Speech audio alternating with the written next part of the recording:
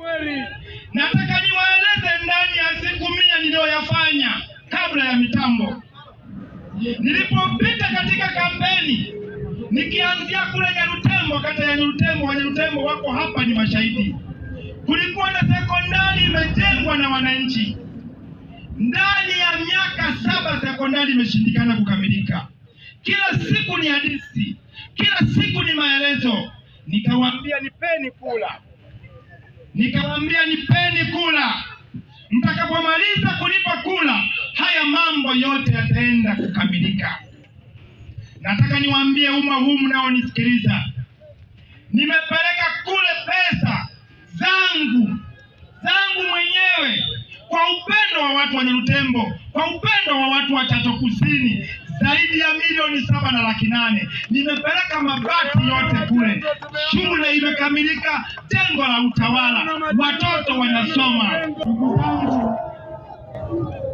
Nitoshe tu kusema wana Chato Kusini mnawapenda. Mimi leo ni kazi yangu ni moja.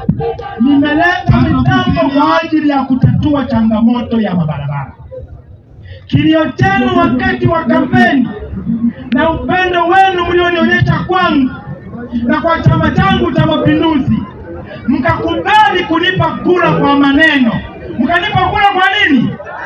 Nataka niwaambie, wema wenu mlionikopesha kwangu nilishawaambia siku zote ni deni, nitawalipa kwa vitendo, na Mungu wa mbinguni awabariki. Kutoa pesa mkononi mwake ni utu mmoja wa hali ya juu.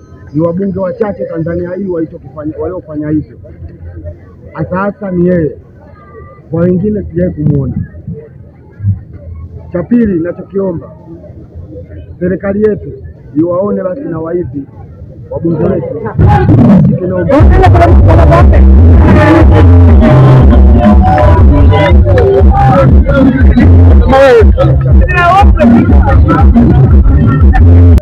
Hao watoto wetu, barabara zetu za mitaa ziko ni miundombinu pingu.